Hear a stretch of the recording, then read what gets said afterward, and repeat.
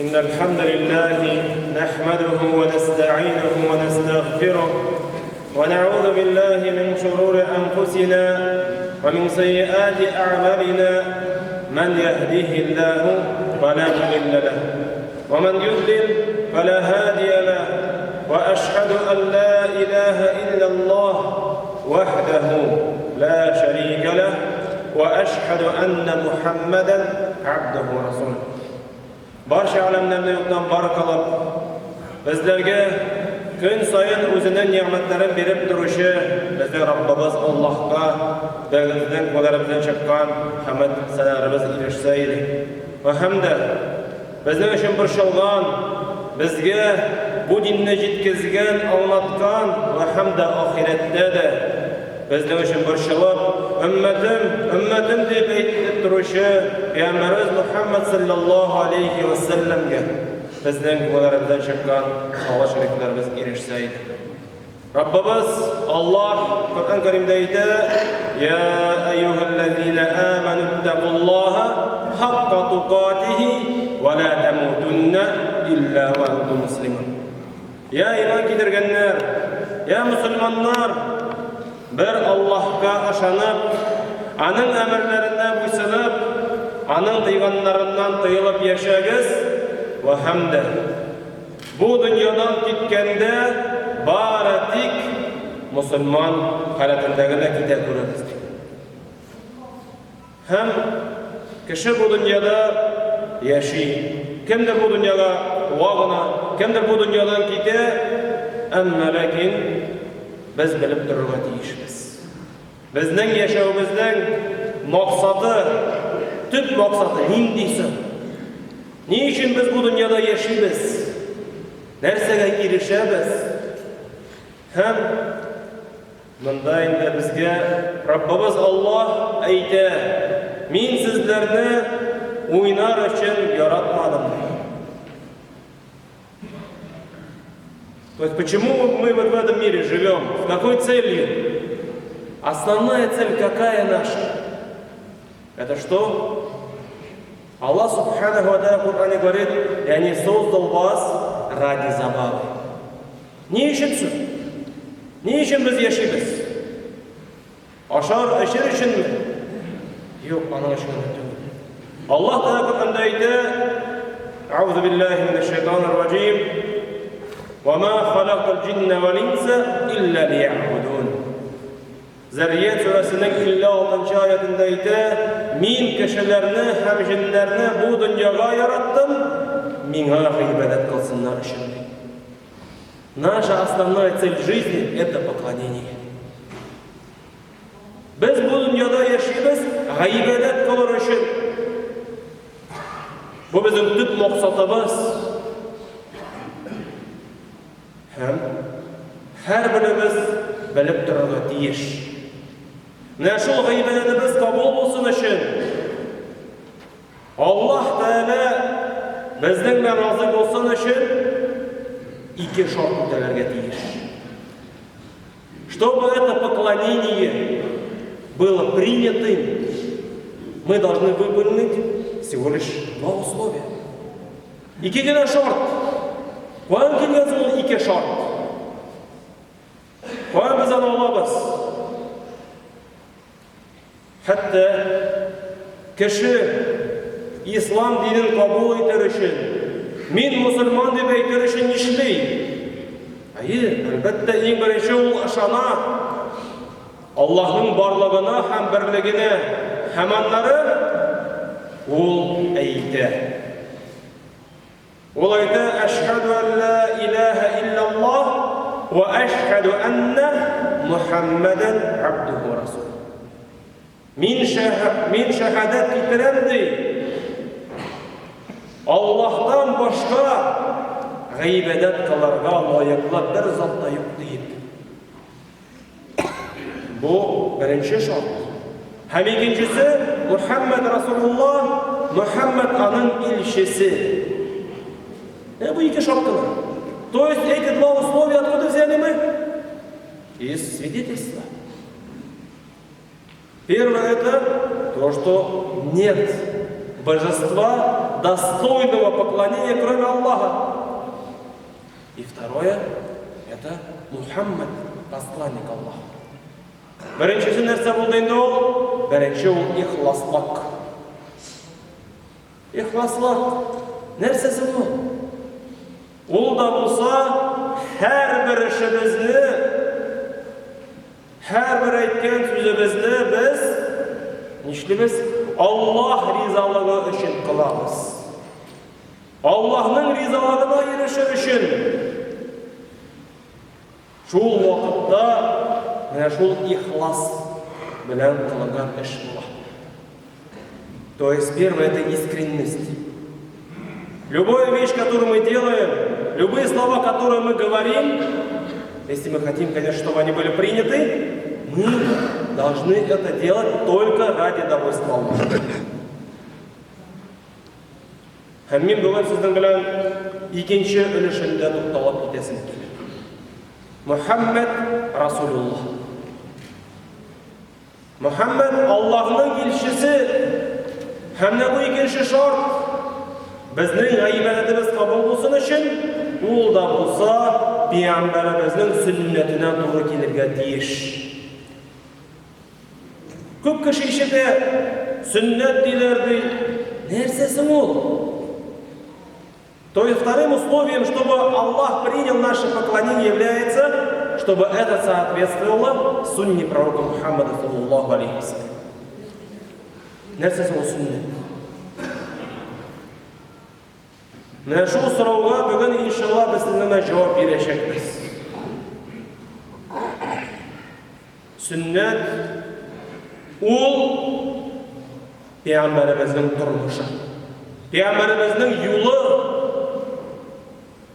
Һәм шулай менә шул сөннәткә керә Пәйгамбәребезнең әйткән сүзләре, аның эшләгән эшләре һәм ул карар кылган, раслаган, кабул иткән гамәлләре.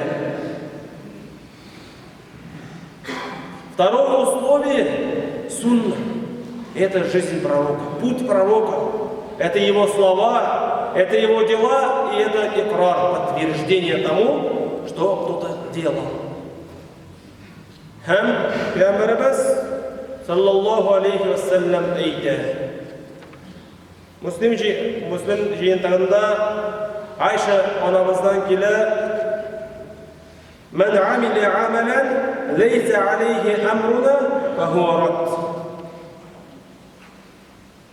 Пәйгамбәребез әйтә: кем берәр нәрсә эшләсә ди, эшме, сүзме, һәм ул безнең эшебездән булмаса, без әмер иткән әйберләрдән булмаса, шул вакытта ул кабул булмас. Пророк Мухаммад, саллаллаху алейхи вассалям, говорит: тот, кто что-то выполнит не из нашего дела, то есть не из религии, это будет отвергнуто. Қараңыз, күпме кеше вакытын сарыф итә, малын сарыф итә, көчен сарыф итә, әмма ләкин менә шул эшләгән эше кабул булмаска мөмкин. Ни өчен? Чөнки ул хас иде. Ул Аллаһ ризалыгы өчен эшләде. Әмма ләкин ул Пәйгамбәребезнең юлын белми.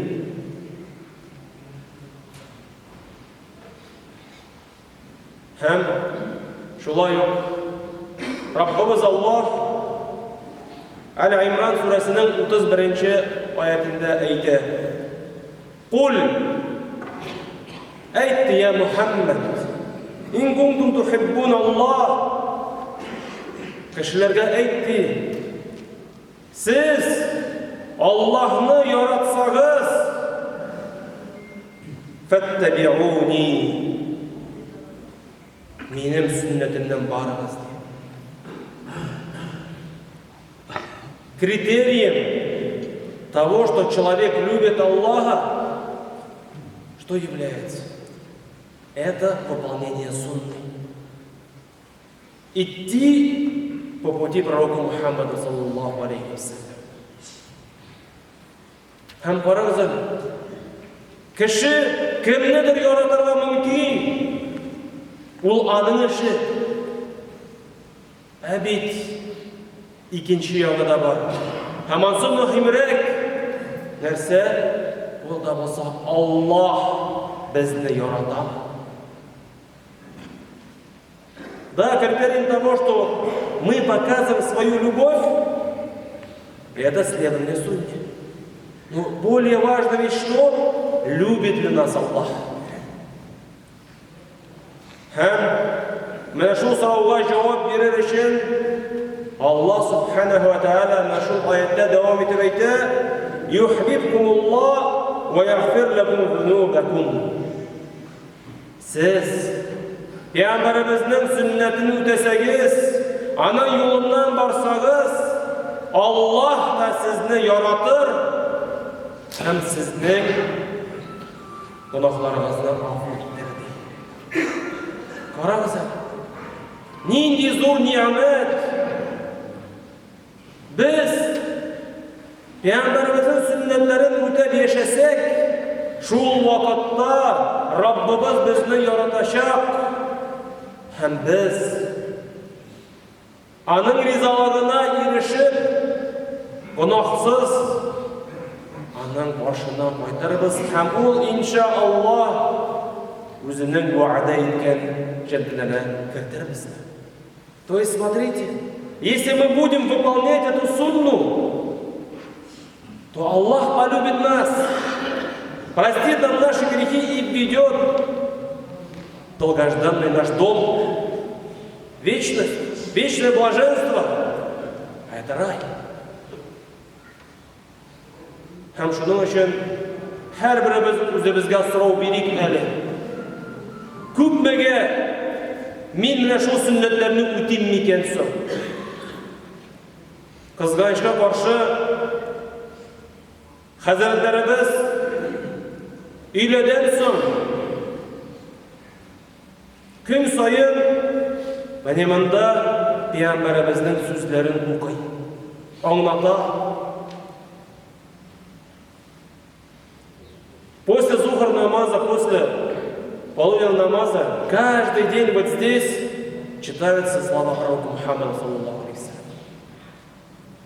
Но сколько человек остается? 7-10. А это всего лишь 5-10 минут максимум. Һәм карагыз, кеше ашыга, тормышта алып барырга кирәк. Әмма ләкин 5 минут бер хадис ишетсәң, һәм менә шул хадисне син тормышка ашырсаң, нинди ниъмәтләргә ирешәсең? То есть человек, если потратит всего лишь 5 минут, выслушает один хадис, то он, иншаллах, если по этому хадису будет жить, то он добьется довольства Аллаха, любви Аллаха. Вспомните себя. Өзіңізді еске түсіріңіз әлі. Еш шақларына. Бірер қызды яратканда, кіші нәрсеңіне іштерге әзір түгіл ме? Он готов на все, чтобы достичь любви своей девушки. А мында нәрсе? Что здесь стоит? Что стоит на кону? Ол да болса, Аллахның яратуы. Һәм дә бу безнең яратуыбыз күрсәтә инде. Күпмегә без Раббыбызны яратабыз. Вот этот критерий, который показывает то, что вот здесь после намаза всего лишь остается 7000 человек. А здесь сейчас насколько? Неужели все заняты? Или же мы все знаем? Шуның өчен уйланыйк, фикерлик һәм иң мөһиме әзерләнек Раббыбызга шуны кайтырга. Шул вакытта, иншаллах, без бу дөньяда да бәхетле булырбыз. Раббыбызның ризалыгына ирешербез һәм дә ул вәгъдә иткән иншаллах җәннәткә керәбез. Субханаллах, бихамдик, ашһаду ан ла илаха илля ант, астагфирука.